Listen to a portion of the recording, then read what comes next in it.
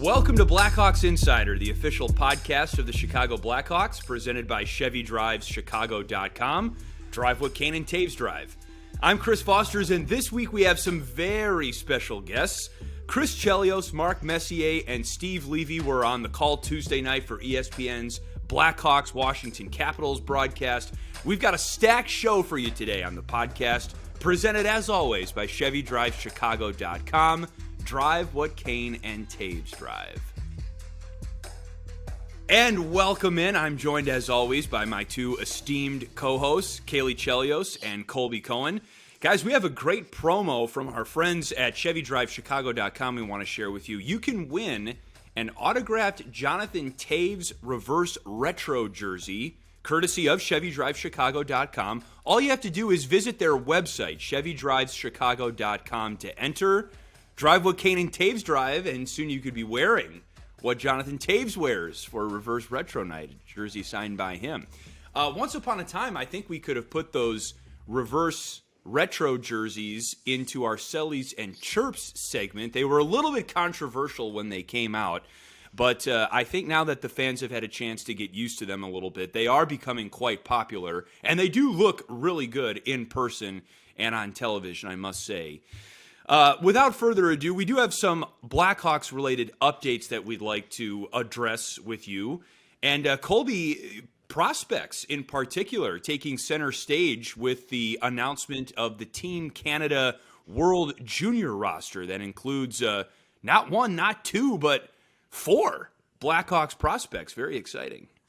Yeah, look, anytime you make the World Junior team, it's the under 20s. It's really the best prospects and players that are still at the amateur levels of college or major junior. I know, there's a technicality. Major junior is not necessarily amateur, but the Blackhawks, they're going to be well represented this year, and not just well represented overall, but how about on Team Canada? I mean, a huge representation. The Blackhawks had Kevin Korchinski, Nolan Allen, and Ethan Del Mastro all make the team, all left-handed defensemen, all pretty early round draft picks. And then Colton Dach also made Team Canada, which, he had to make the team. I think the other three were kind of penciled into the roster based on how they've played this year. But Colton Dach was kind of a bubble player, and the former second-round pick of the Blackhawks was able to make the team. Ryan Green, another BU Terrier and Blackhawks draft pick, he did not make Team Canada. A lot of people who I spoke to surrounding that situation, and just knowing the situation of how these World Junior teams kind of are, Team Canada does not like picking college players, and Team USA does not like picking Canadian junior players. So I think Ryan Green was kind of on the outside looking in going into it. He went and had a couple of goals in the scrimmage games, and from what I understood was one of the most dominant players. So kind of didn't make the team based on, let's call it, the political side of the game of hockey, which is really disappointing. And I know Ryan Green is really bummed out, felt like he had a really good camp, was able to exchange a couple text messages with him. But now he's on his way back to Boston. As of this morning, he'll rejoin BU. And selfishly, I'm excited because I'll get to see him play at the end of the month when I'm at BU to do BU against Harvard. So, an exciting time for Blackhawks prospects. They'll be represented on Team Sweden, Team Canada. Always good news when your prospects are, the cream of the crop within their countries and their age groups. And pretty cool, too, to be able to put on your country's sweater for the very first time. It's going to be the first for many of these prospects. Not Nolan Allen, who played in the World Hockey Championship U18. He's played with Bedard, McTavish, won gold against Russia. It's not the same thing as the World Junior Tournament, but still a really big stage. This is probably going to be the biggest stage that these prospects have played in, despite having played some exhibition games at the NHL level and training camp. So pretty cool for Nolan Allen and Kevin Korchinski, both lefties, like you said, Colby, but we've been following both of them so far in Seattle in the WHL, and Allen can play on his offside. There's a chance that those two may play together at some point, and who knows, maybe next training camp we get a taste of that as well. So it would be cool if we were able to see them play together at any point, and either way, I'm looking forward to seeing Korchinski probably play on the biggest stage for Team Canada under the most pressure. A little controversial how much pressure is put on these kids, but it's one of the most exciting weeks in hockey. Just watching these young players draw in the crowds that they do, and how important it is for them emotionally to be able to wear their country sweater. So I'm really looking forward to that. It's one of my favorite times of the year for sure. Well, and I can just tell you that, sorry, Chris, I know you were getting ready to add something, but yes, they get to play in the U17s, the U18s, and they do get to wear the country logo for those tournaments. And I got to do that in U17 and U18. But then once we got to that World Junior, Caley, you're spot on. It's a whole nother level of pressure and excitement.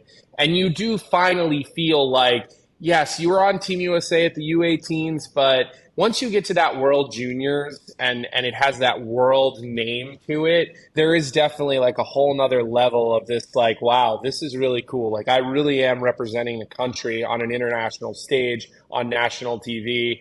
When I went, we didn't fare so well, so I'm not going to dive too deep into it. But you're not wrong about the pressure for Team Canada, Caley. Like, those guys have gotten death threats in prior years for not winning the World Juniors. So the fans in Canada very much take it seriously. Some might say that's an overreaction, and especially giving death threats to an 18-year-old, 19-year-old player. But I guess sadly, maybe that's one of the downsides of sports culture is that this actually takes place in a lot of different settings and across a lot of different sports. Philadelphia Eagles became the first NFL team. Colby Cohen's Philadelphia Eagles became the first NFL team to wrap up a playoff spot this season. That city is notorious for win or lose. Am I right, Colby? Burning the place down. I mean, you always say they're the city that boos Santa Claus. I've been really surprised to learn that Vancouver has got a reputation for being very raucous and riotous, even especially when the Canucks lose. But I don't know. I mean, you can cross a line there. I remember when our team won Game 7 in Vancouver. Not something that anybody expected us to do on the road. We were supposed to stay in Vancouver that night, and we weren't able to. They had to come. Security came into the locker room. They had to escort all the families because there was a team charter for the families as well. And they had a police escort us back to the airport after maybe an hour and a half of sort of post-celebration. Maybe it was 2 hours. Obviously, things were crazy and moving really fast. But people were rioting in Vancouver. People got stabbed. I mean, they really hurt that city. And I was living in Philly during the last Eagles Super Bowl, and I was getting ready to put a fortress on my door and reinforce my windows because Philly fans, I didn't know how they were going to react to that Super Bowl. And for the most part, they didn't destroy the city too much, but you're not wrong. It's scary in some places when teams win. I enjoyed when the Hawks won during their 2010, 2013, but you're right, to that effect too. I remember going downtown to Wrigleyville to try to go have fun and enjoy the celebrations, and people were standing on top of the bus stops and trying to set fire to things. So it does get a little crazy on the celebrations or the anger. I will say, 3 weeks ago, I was pretty surprised to see the Devils throwing full beers on the ice after they were unable to extend their 13-game win streak to 14 because Toronto came in. They beat them 2-1, but there were 3 goals that were called back. So I think they were trying to throw the beers at the officials, but either way, I just can't imagine being a fan and throwing a full beer on the ice and just looking away like you didn't just throw one at a professional athlete. Would you throw a beer at a person across the street from you if you didn't like the way, I don't know, the hostess sat them at a table or something? It's just a crazy thing to do as a fan. Well, especially in an arena nowadays, that beer costs you $15. So Chris is much more concerned about the waste of the beer. True Wisconsin. Yeah, let's be frugal here. All right, let's pinch our pennies. I would equate that to people that go on Twitter and have all sorts of things to say on Twitter that they would never say to somebody's face. I mean, I think that, I just don't understand what would make an adult, because if you have a beer at a game, chances are you're at least, you should be 21. Let's just pretend you had a fake ID and you're 19 or 20, like whatever, like you're an adult. You're not like a kid, like a 10-year-old kid who's just like doing something because like you're just a kid. You're an adult and you're sitting there thinking, I'm going to throw a full beer on the ice during like, what are we thinking? I mean, the entitlement to think that that's okay is asinine to me. Like, I mean, imagine that happened when that happened back in the day, and Mike Milbury is jumping over the glass into the stands, going at those old hockey teams in the past. I mean, Broad Street Bullies in Philly, the guys in Boston back in the early days. I'm sure it happened in Chicago at some point, but like, I'm glad the players jumped over the glass and went to clean up their own mess. I mean, it's crazy what people do, though. Wasn't it a shoe with Milbury? Oh, Didn't he hit a fan with his own shoe or something? Something like that. Mike's crazy. The 2011 playoff run that you talk about, Colby, that you were on with the Boston Bruins, the Canucks, that same playoff run knocked out the Blackhawks, and I've learned a little bit about this recent Blackhawks history, but the Blackhawks tormented the Canucks in the playoffs for many years, and then finally in 2011 the Canucks have this 3-0 lead in that playoff series with the Blackhawks and almost blew it. The Blackhawks won 3 straight games to force a Game 7, and talking to people on the Blackhawks staff who were a part of that season, there was definitely some concern, like, okay, if we win Game 7 in Vancouver here, like, are we going to be able to get out of here all right? Or are we going to have to somehow get smuggled out of the city or go into hiding? So, I mean, that's crazy, the reputation that Vancouver. I thought Canadians were supposed to be super nice. I was just going to say, they always – no, here's what they do. They riot and they burn something, and then they apologize and they say they're sorry. That's how they handle it, because that's what the Canadians, they always apologize. They always say sorry. It's because they are the nicest people. I mean, they're definitely nicer people. Like, there's no doubt about that. We love Canada, no question about that. Don't get it twisted. All right, we've got one more topic that I want to hit on before we get into our interview with Steve and Mark and Chris. It has to do with Crocs. The BR Open Ice Instagram account came out with a video the other day. These guys, turned a pair of Crocs. They put a pair of Crocs on skates, basically. And I'm a big Crocs fan. I think it's hilarious how controversial they are. I mean, they're the epitome of function over fashion. My fiance Liz, I don't think would be seen in public with me wearing Crocs personally, but I thought it was awesome that we've got a pair of Croc skates now. What do you guys think? It's so creative, I will say. I'm with your fiance Liz, though. I'm not a big fan of Crocs in public, which sounds terrible to say, but I have a lot of family who will wear them. They're comfy. I will say on the ice, they were pretty epic. I could get on board with that. It might be a safety issue with your foot flying out of a Croc, but I have to give it to them. The creativity on that and the love for Crocs, that video was pretty incredible. So I'll give some kudos to the inventors of the Crocs on skates. That was pretty entertaining. Colby despises Crocs, I can tell. But you're not a Crocs guy? Not a Crocs person. Never owned a pair of Crocs. Used to see guys in the locker room use them as like their locker room footwear. I always liked wearing flip-flops, or I guess it's not flip-flops, but just like those regular sandals they would give us. I felt like that was more comfortable. Tevas? But No, not Tevas, Caley. I almost just agreed with you. No, Caley. Easy. Just kidding. Nothing Look, against Tevas. I'm going to go and say A for creativity because it is super creative and cool, but like Crocs, no. I'm not shocked you like Crocs, Chris. Add me to the list of people that won't go in public with you if you're wearing Crocs. I'll proudly be on that list with Liz. But yeah, it's a no for me. It's just What a no color for me. Crocs have you worn, or what color Crocs do you wear, Chris? Well, this is the thing. I contrary to what I'm sure you're thinking, I'm a late adopter when it comes to Crocs. Crocs have been around for, I mean, well over a decade now. There's certainly nothing new.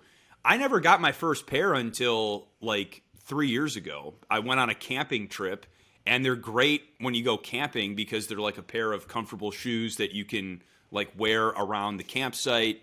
You know, you don't care if they get dirty or whatever. Then I was like, these are so amazing. These are so comfortable that they just became like my house shoes now when I'm bopping around my apartment. So they're just a very earthen tone, Caley, kind of like a forest green, something like that. I don't have any of like, the decorations that you can put on them or anything like that. They're not bedazzled. You're not bedazzling your Crocs. They're not bedazzled. They're not like jewelry. lined with fur or anything like that. Just a bread and butter, very basic Croc. Well, Caley, guy, at but least they are amazing. At least we know what to get Chris now for the holidays. We'll just go. Santa?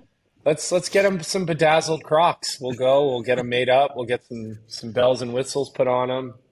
Okay, our good friend Jenna just told us that they're called gibbets if you want to add bedazzles or extra accessories to your Crocs. Pretty soon, Chris, I know how people with Crocs go. They're going to have indoor Crocs, outdoor Crocs. I'm pretty sure you're going to have a camo pair coming up. So good for you. I don't think Colby and I are sold on getting Crocs just yet, but I'm very happy that you've recently found your love for them. People see our feet. People see our feet on TV. I so just we saw can't be doing Braden that. Point wear Crocs on stage with Smash Mouth. So maybe they're coming back, like big time. That's on a full stage in front of thousands. Don't knock it till you try it. That's all I'm going to say. That's fair game. Fair game.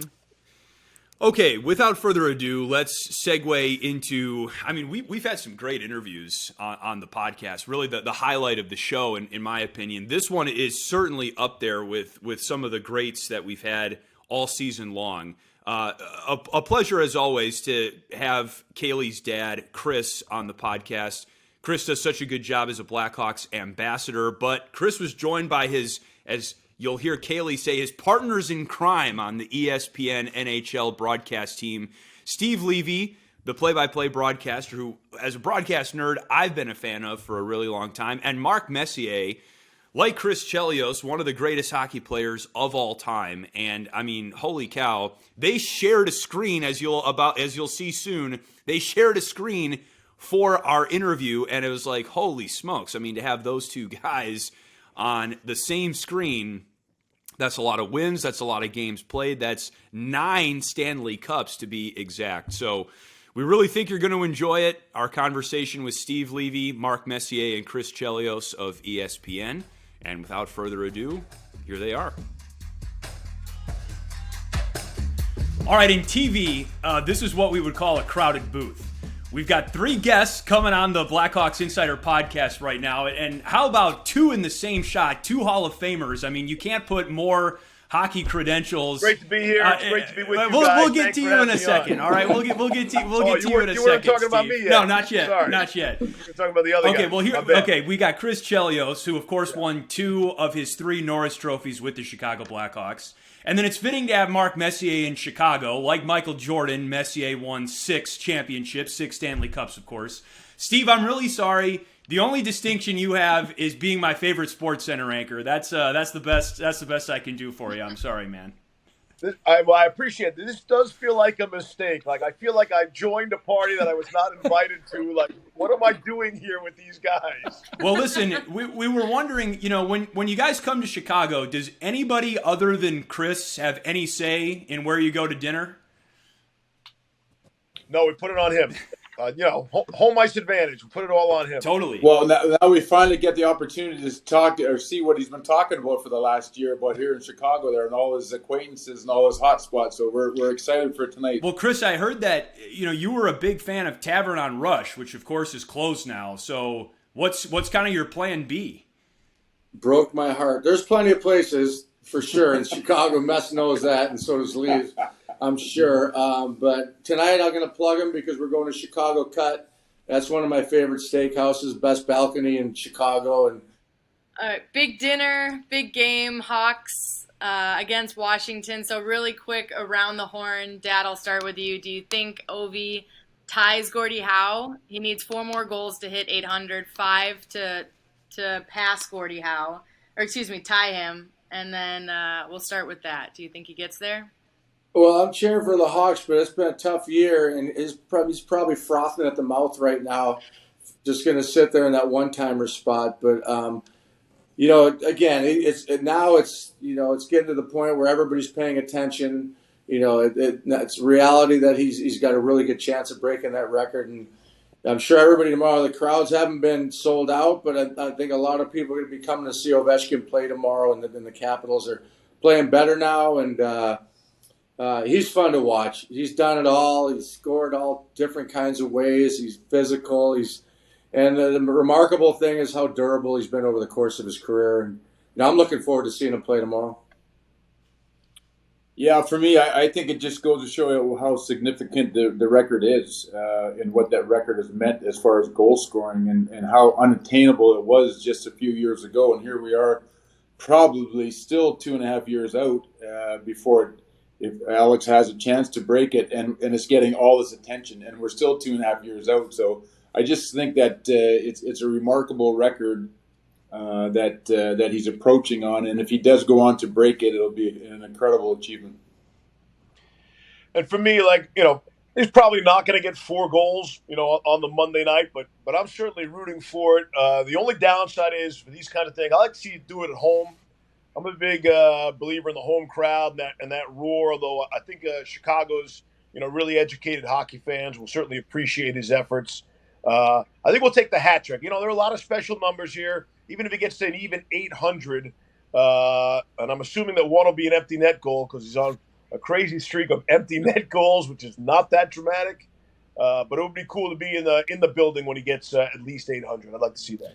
Well, Leaves, you got to know him pretty well because didn't you guys film a SportsCenter commercial together? I remember a pretty funny one amongst many. I mean, I know you've kind of starred in those commercials over the years. There's a long list of them, and what was doing that commercial like for you? And let's say go back to the original SportsCenter spot, which I know you were on many years ago. I'm not going to say the year of it because I don't want to age it too much here. And then, on the backside of that, Chris and Mark, I got to assume you guys are being asked to do all sorts of movies and commercials throughout your career. I don't know if there's any notables maybe that you guys turned down that maybe you're looking at now going, that would have been fun to be in that movie. Well, the cool one about Ovechkin for the This Is SportsCenter was it was the most expensive This Is SportsCenter commercial ever made because in it they have this machine that has to lower Alex down through the roof and pull him up and then drop him down. So they made it look like it was a copy room inside a building. And as Mark and Chris know now from being in Bristol, we actually built that fake office on the basketball court. Because, of course, in the real building, we don't have room above the roof, right, to have a machine to lift Alex up and drop him down for. So they had to had to build a conference room, have the machine. And the other cool thing about Alex was they had a stunt double for him. They had a full guy, in his full gear, the massive hockey pants that Alex wears, his backside and everything. They had a guy, had all that kind of stuff going on.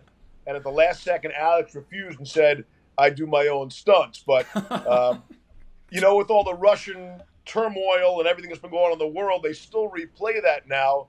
He talks about late night filings and he makes this uneasy, awkward laugh. But it was a really good spot. And, one of the ones I'm more proud of. Mark, I've seen you in Subway lately. Yeah, you got to be love careful it. what you agree to and what you pass up. One notable one is that the role I had in Slapshot 3 quite a few years ago. Now my kids are getting old enough to have found that on the internet somehow or another. So they remind me often of my acting debut. And it wasn't my acting debut, but they found that pretty funny. I was also was that with one of the Baldwins, that Slapshot 3? Yeah. I did that with Barry, actually, Steve. Me and Barry. There was a Slapshot 3? Yeah. I'm surprised you don't know that, Leafs. Yeah. And then I did Cutting Edge with DB, but I got X'd on that one. Never made a scene. And then the best, I guess, should have been Mighty Ducks. But it was cool in the beginning, doing those cameos with some of the guys. I remember the Mighty Ducks was with Madonna, Cam Neely, Kareem Abdul-Jabbar was kind of cool, Luke Robitaille. But after a while, sitting around and waiting and not getting paid isn't much fun. So that kind of halted. Hey, Steve, just for you, I'm gonna set us up with a little movie night when we're on the road this year, and we're gonna watch Snapshot. That'd be great for all of us. Yeah. Find a drive-in movie theater somewhere, I think, in Chicago if you're interested. But Slapshot 3. Wow. Yeah. I'll pop in the VH8 or whatever. VHS, yeah. Well, we've got the ESPN NHL broadcast team of Steve Levy, Chris Chelios, and Mark Messier with us. And, Steve, for a long time on SportsCenter, you and John Butchiegross and Linda Cohen were the kind of the voices of the NHL in that now window of time when the ESPN did not have NHL broadcast rights. Reading a little bit about you, I know you did hockey play-by-play as a college student. Growing up in New York, though, how did you get into hockey, and how have you come to be so passionate about it? Yeah, so I grew up really on Long Island, and I was the only Ranger fan in my high school. And my 4 years in high school were the 4 consecutive Islander Cups. And to this day, that is still the best hockey I've ever seen. The best clutch goaltending. I want to talk about a tough guy in goal with Billy Smith. And that's obviously going way back. But they could out-finesse you. They could brawl with you, too. And just to watch, I'm sure Mess isn't going to be pleased about this, but that run, that came just prior to the Oilers run, of course. And but that was my 4 years in high school, and even prior to that, I just fell in love with the game.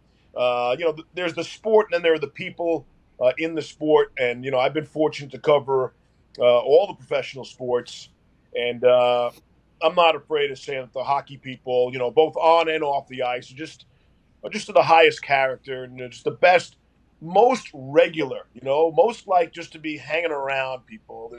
There's no airs about them, not a lot of pretentiousness. You just wouldn't last in hockey. And I'm not even talking about, those who play the game or in the room. I mean, you couldn't even be around. Even hockey media, for the most part, there are exceptions.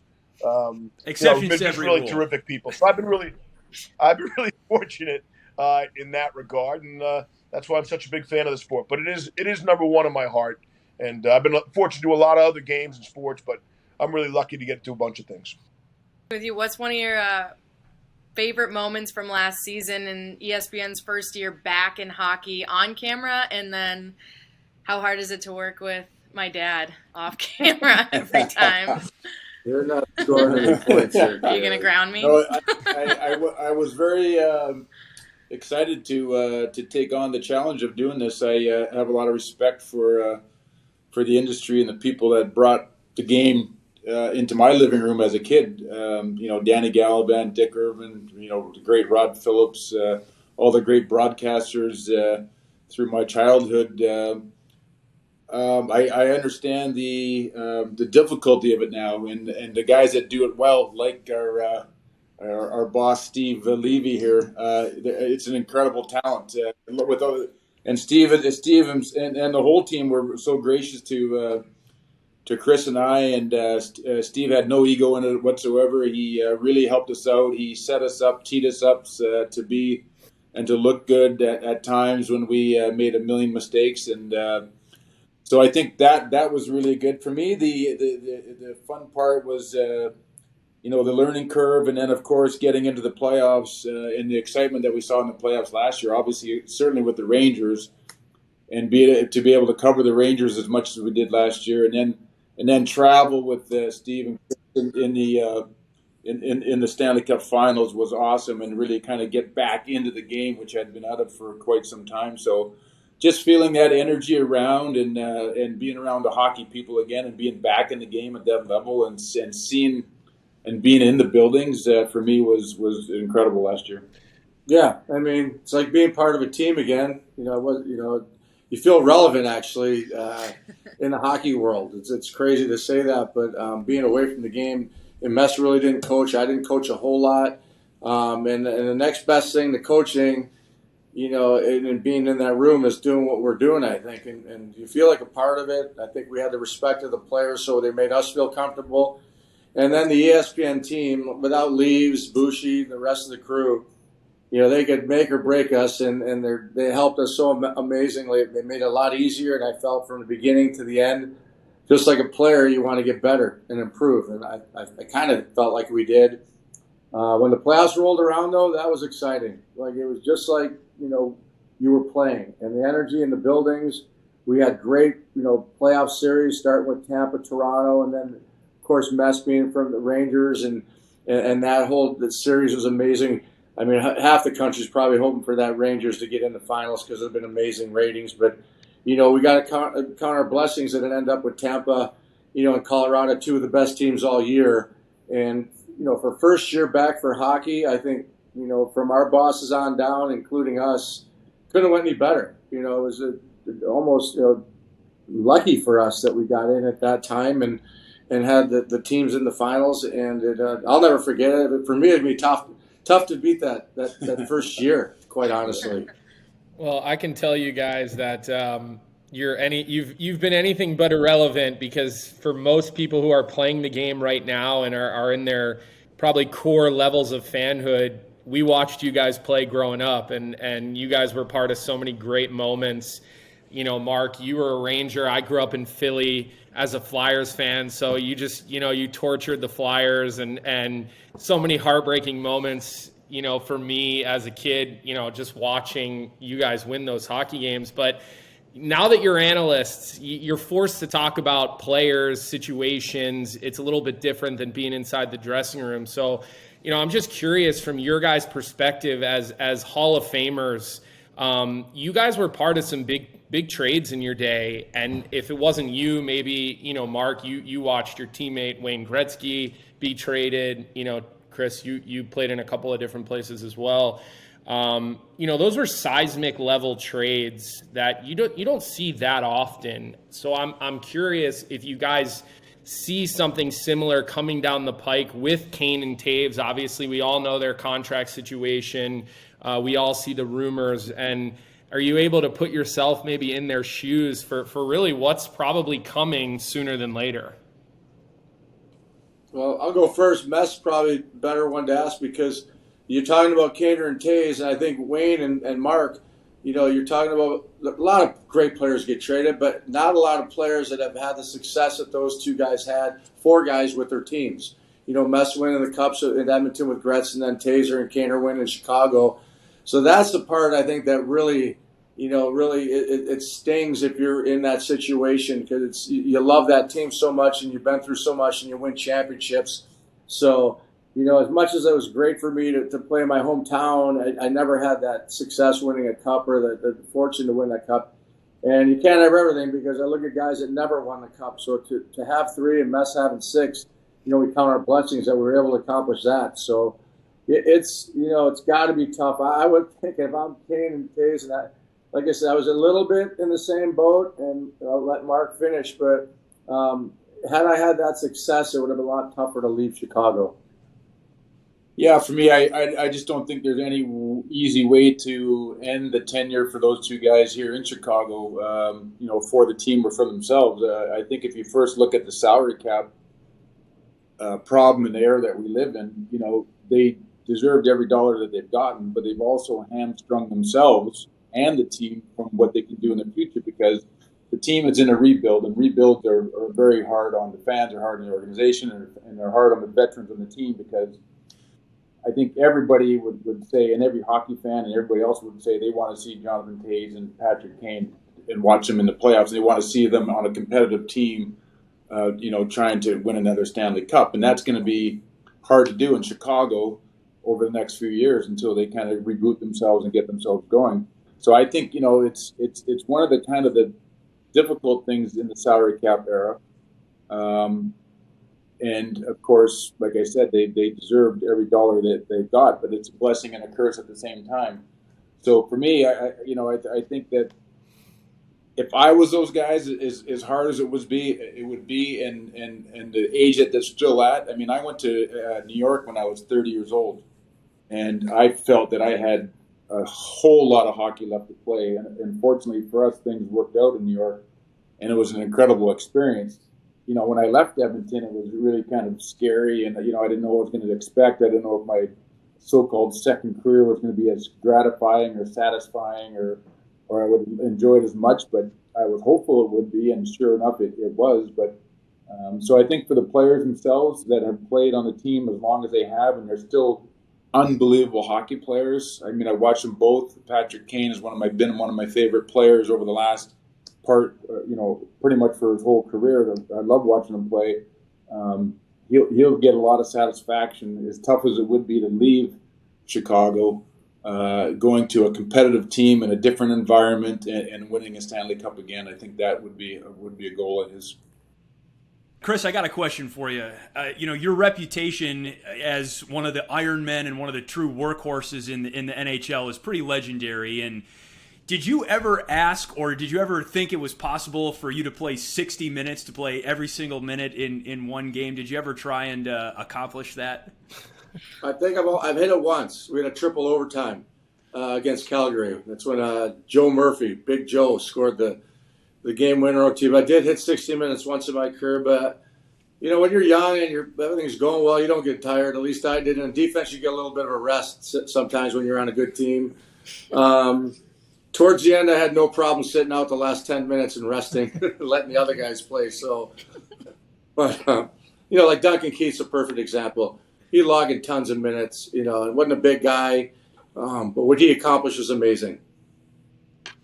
Mark, I was a little bit young, so I didn't watch you or my dad go head-to-head. Steve, I mean, you got to call a lot of games, and I'm sure watched a lot more than I did. But what was it like playing against each other and now being partners in crime with Leaves?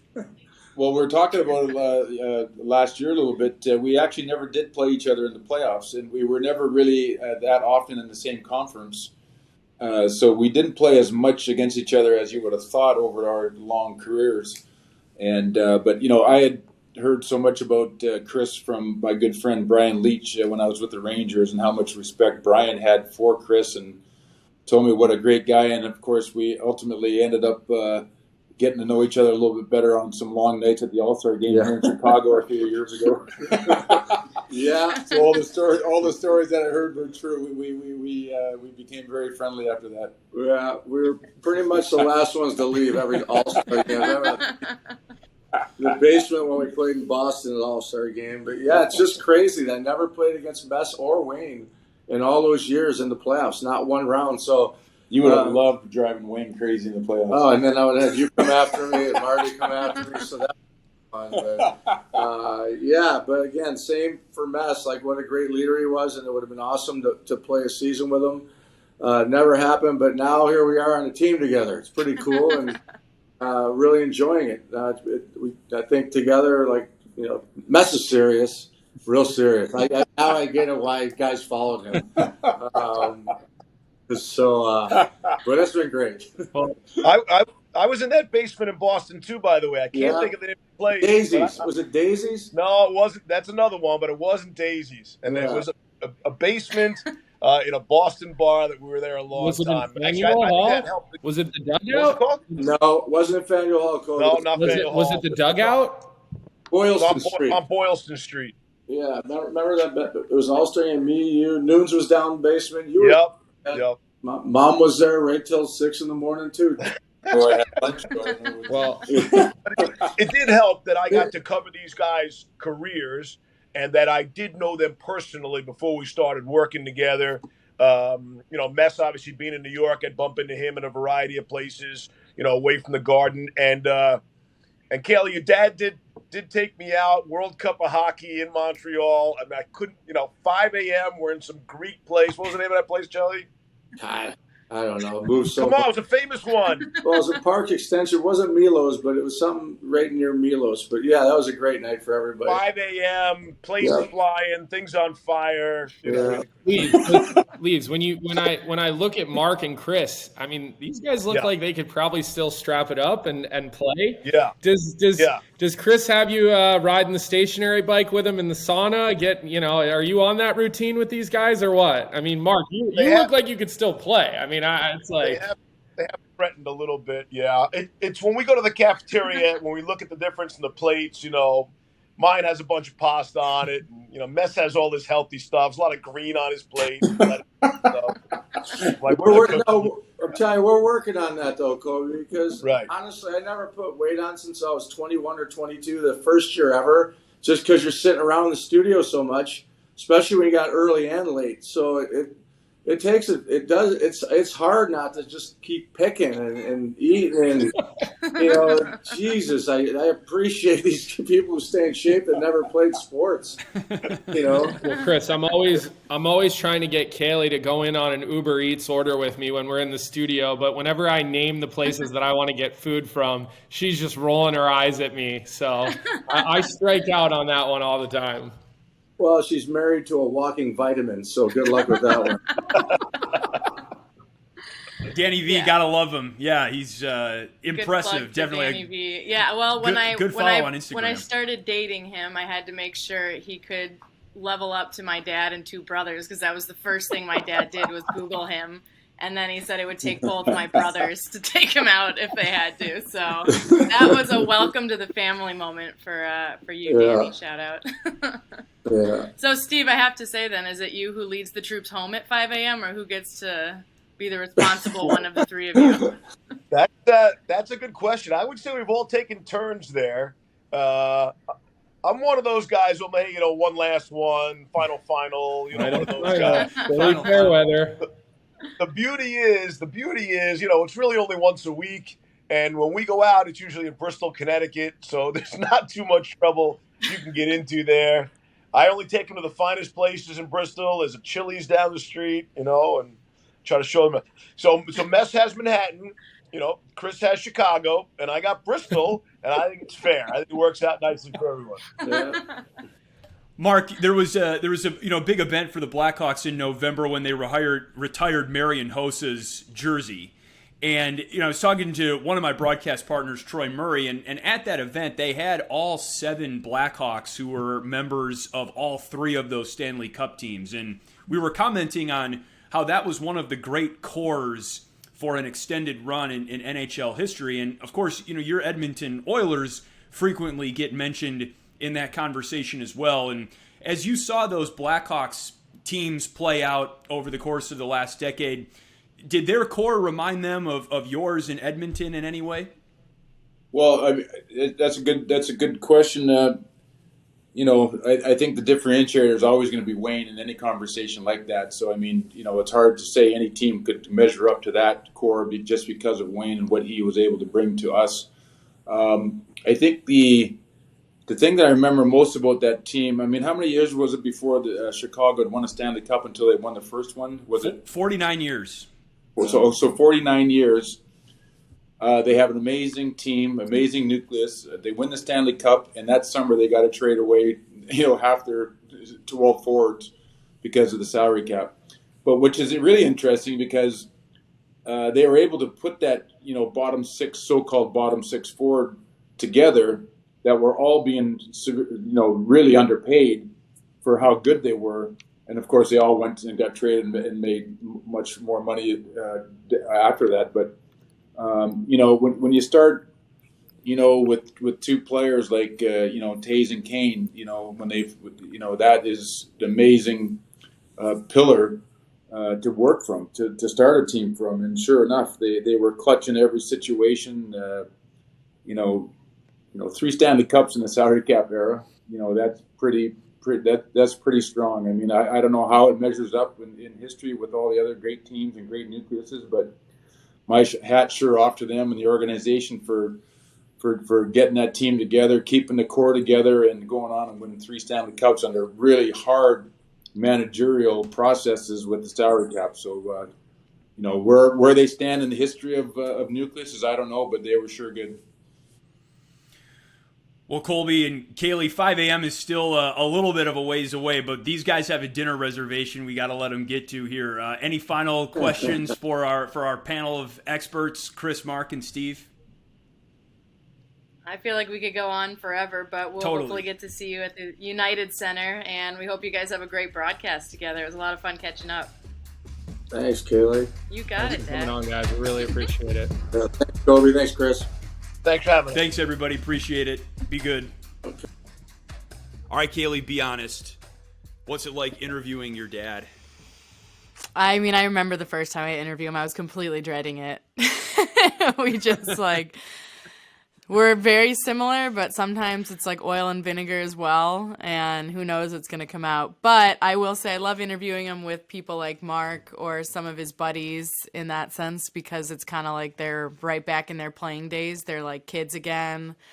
They have a great rapport, and I don't know, I learned something new. I had to do some homework on both of them, and there was like a million things I just thought I knew about him, and I didn't about his career because I live with him, and we're pretty good friends, so I just don't think to look up his stats ever. But when you do, it's fun to see two people like him and Mark come together who have such a decorated history, because it's not the stuff I usually talk about with him unless it's related to the Blackhawks. Yeah, the 60-minute game. I thought that was legend. I didn't think that actually happened. Time on ice was not recorded as an official stat before, I think, the 1998-99 season. So, but that is astounding to play, because we're on the broadcast and it's like, oh, this guy's got a 90-second shift. He must be gassed. Like playing 60 minutes in one game. I can't believe that's physically possible. But anyways, I wonder, that was an amazing combo. Speaking of that, I did wonder how much time on ice. I'll have to look it up. I don't know now. But Seth Jones played in the playoffs against Tampa Bay. He played in 5 overtimes. Oh, yeah, in the bubble. I remember that. Him and Hedman, I think, were very, very close to, if not 60. right around 60. So that was a pretty incredible stat, speaking of him. I remember watching that game. Was Braden Point, did he score that overtime goal in the slot or something like that? It was like a broken play. Yeah. Yep, he did.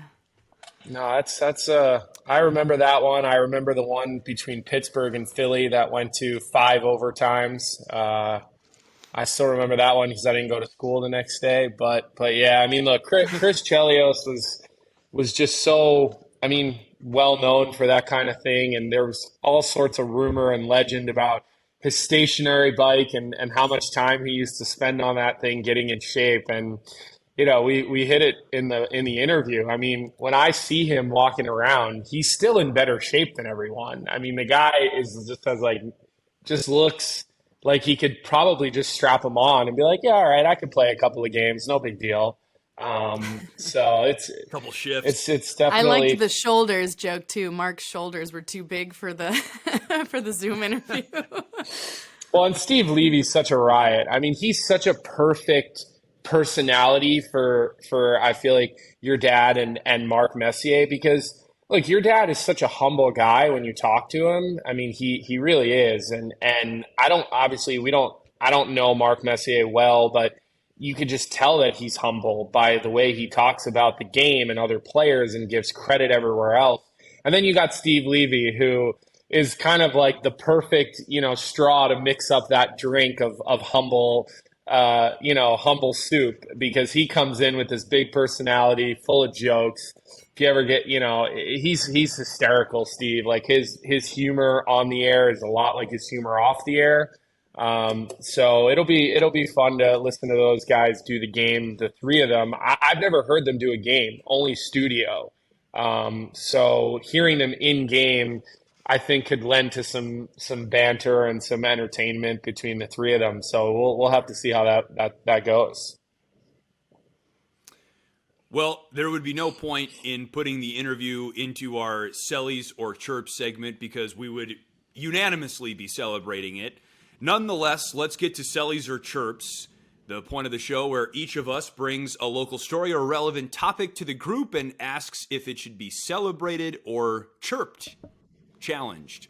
I'll start, and this is personal for me. We were the three of us, along with John Weideman and Troy Murray, the broadcast team, a good chunk of it. We're at the Field Museum earlier this week for a season ticket holders event. And it was an opportunity, among other things, for season ticket holders to take pictures with the players and the broadcasters as well. So I found out going into this event that they were going to station the broadcasters by Sue the Dinosaur. And fans could come up, take their picture with us. You'd have Sue the Dinosaur in the background. And I'm pumped, okay? Like, I'm amped.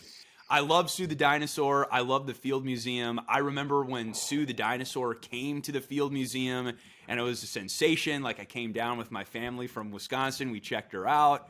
It was awesome. And I'm like, and then I walk in with Colby and Caley, and they're like, this is it? I thought it'd be bigger. Guys, come on. It's like, it's a 90% complete T-Rex skeleton. They've literally never found anything like this before. And it's enormous. She's 40 feet long. She's like almost 20 feet tall. Like, come on. Okay. Are you now that you've seen it, now that you've had a chance to maybe soak some things in, are we celebrating or chirping Sue the Dinosaur at the Field Museum? Celebrating Sue, but after that, definitely chirping Colby's and I's reaction to thinking Sue wasn't that big a deal.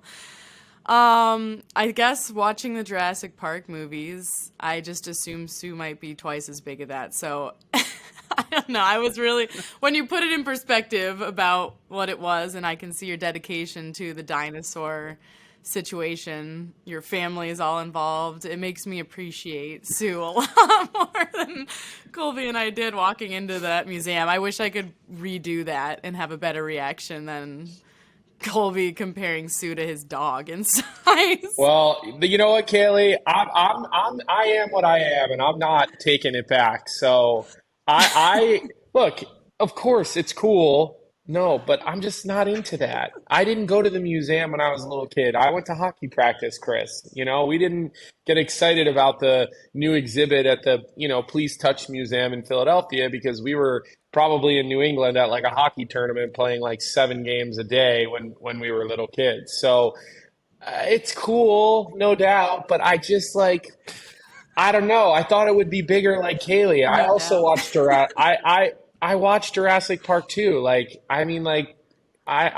thought it would be bigger. That's I think all. that makes us sound even worse saying that we've seen Jurassic Park. That's not real dinosaurs, but Yeah, it's not. okay. They're real. Well, they look pretty just to real to clarify. me in that movie. You're not wrong. You're not wrong. Well, Sue is real, and I think there have only been like 30 T-Rex skeletons ever discovered, and this one is like basically fully intact. But I'll let it slide. I'm glad that you at least got to see Sue in person. I do actually think that.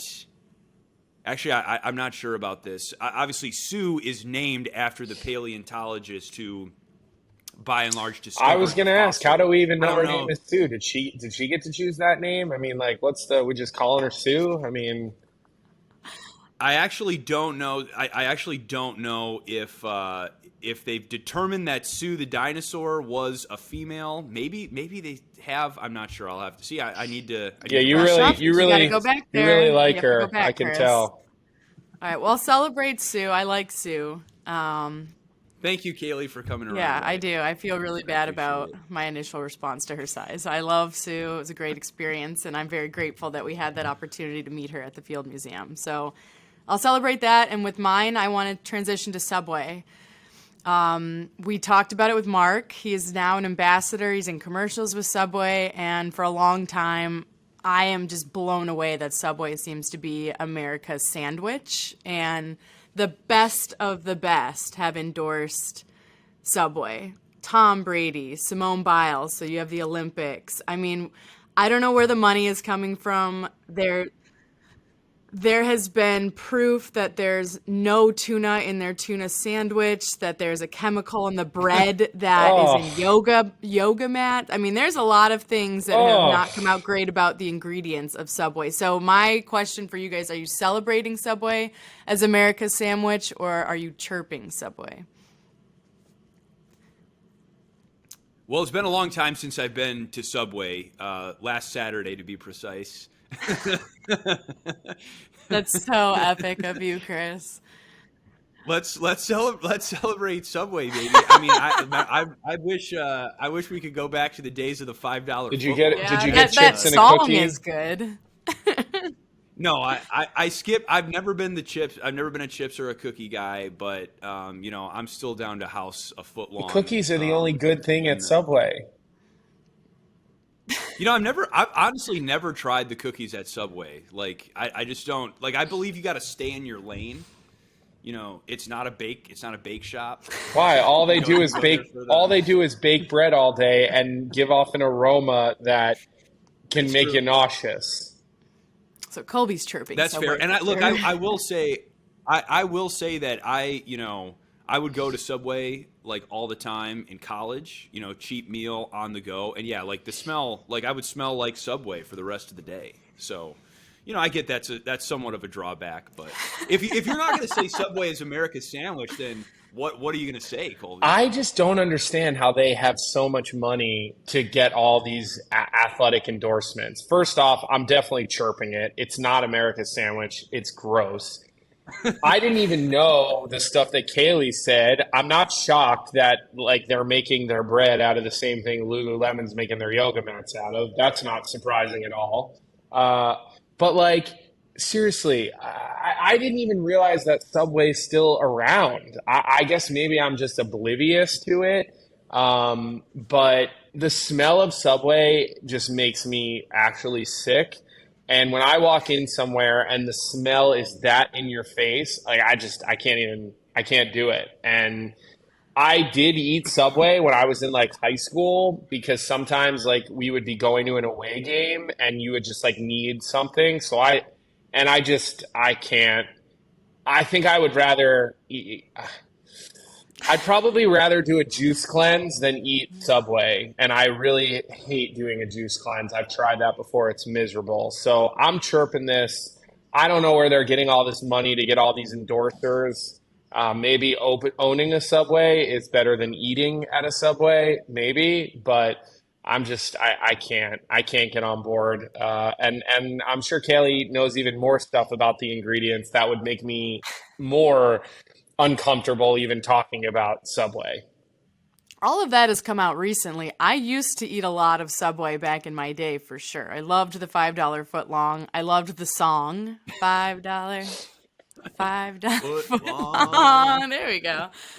But I wouldn't. Now that I know what I know, I wouldn't. I just, like I said, I can't believe Tom Brady, Pat Mahomes, Olympians, and now our one of the hockey gods, Mark Messier. I mean, I don't know how they get these people to endorse this sandwich, but good job by them, because it has me wanting to open up another podcast that's investigating how Subway is able to do this. Well, crazy. and we're clearly sitting here spending 15 minutes talking about Subway. So obviously they are doing something right. Well, in the spirit of doing something right. I know where I'm going to lunch today. Oh, heck yeah, Chris. Please tweet it. Don't send me any pictures. But in the spirit of right and wrong, my cellular chirp this week has to do with the phenomenon of basically of social media, because here's now what happens. Everybody latches onto a TV show, and we'll use The White Lotus as an example. I just finished the finale. I won't talk about anything within the episodes, for those who haven't seen it. But how do we feel about the fact that people are almost live tweeting and reacting to these episodes, and everybody watches at their own pace now because of, on demand and streaming. So where are we with this whole thing about what is the etiquette, would you say, for how long after the season finale drops till you can go to your social media channels and start talking about it? And for example, I saw over the last couple of days, I had to wait to watch White Lotus. My wife was away, so I had to wait for her. So I would see headlines about the show on Twitter, and I would just buzz right through it and make sure like I didn't look at anything, I didn't see anything. So it doesn't really bother me, but I'm just wondering, like, where are you guys with that? What is the etiquette? You know, is it totally a party foul? Is it fair game? You know, what's the word on the reaction from very, very popular cultural shows? Caley, you want to weigh in first, or you want me to? I'll let you weigh in, Chris, Mr. Silver. Look, I mean, yeah, thank you. Where's my deal? I know, you're next. They don't have to give you a deal. You eat there anyway. Yeah, that's true. You're the only person. I'm funding their budget. Okay. Look, you can like try and take, some kind of, I don't know, moral stance on this and say like, oh, you gotta respect, other people watching on their own time. Look, like, this is the world we live in now. I mean, it is an instantaneous world thanks to the internet and social media. And if you don't want a spoiler, then you gotta stay off social media. It's just like, I don't know, like a necessary evil maybe of the current climate. But look, I mean, I've fallen victim to spoilers by like shows that I've been watching. I've like, kind of absentmindedly been scrolling on Twitter and have just been like, oh shoot, like I didn't know that. But it's like, look, you gotta just know what you're getting into. So I don't think you can chirp people for. I mean, it is annoying, right? Like, and they're going for like that instant reaction, to get those, like, generate that buzz. But at the same time, I don't think you can blame someone else for having a show spoiled for you. You just gotta know that this is almost 2023, and that's just the way things work.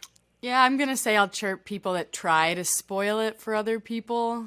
It is annoying, but for personal rule of thumb, I don't typically post anything. I think night of, if you want to respond, fine. But the next day, I think it's fair game. If you have an opinion that spoils something, you have the right to do it. I mean, it's social media. I don't think everything's been like spoiled for me before. I used to watch Game of Thrones, and that's the only show I could think of that had some major spoilers. But I've never been spoiled. I don't think so. I don't have a ton of opinions on it other than it's kind of fair game. And I agree. Well, I really Colby, do think it's fair game. Because like, look, you're not gonna watch a live sporting event and say, oh, I'm gonna wait to tweet about it until the next day so that people can have a chance to watch totally. it. I totally agree. And it's like, oh, I want to go home and watch the game, so I got to stay off Twitter. Okay, then tape it and stay off social media. It's, you can do what you want. And if you close your eyes, if you don't want to see it, I don't agree. I was just wondering, I want to know what you guys thought, because I thought you guys would be like, oh, there's Colby again being unreasonable. But I just think that you're right. It's fair. It's completely fair game. And watch it on time if you don't want to get spoiled. Yeah. Next day is fair game. You've been unreasonable enough already. That's my middle name. This episode. $5 foot long. I was gonna say, and Sue, like you've been plenty unreasonable on this episode, Colby. Don't you worry. Someone has to be, Chris. Oh boy. All right, well, we are out of time for today on the latest episode of the Blackhawks Insiders podcast. Thank you so much for listening, and thanks once again to Steve Levy, Mark Messier, Chris Chelios for joining us. We really appreciate it. Also, thank you to our producers, Trevor Bray and Jenna Rose. Jenna Rose, by the way, also a huge Sue the Dinosaur fan, and she confirmed that we actually don't know the gender of Sue the Dinosaur. So I'll let you take that and run with it as you will. Thank you for the clarification, Jenna. As a reminder, more content is always available at blackhawks.com. And thank you, as always, to Brad Dollar and Southside Jake for the music featured on the podcast. We will talk to you next week. For Colby and Caley, I'm Chris. So long, everybody.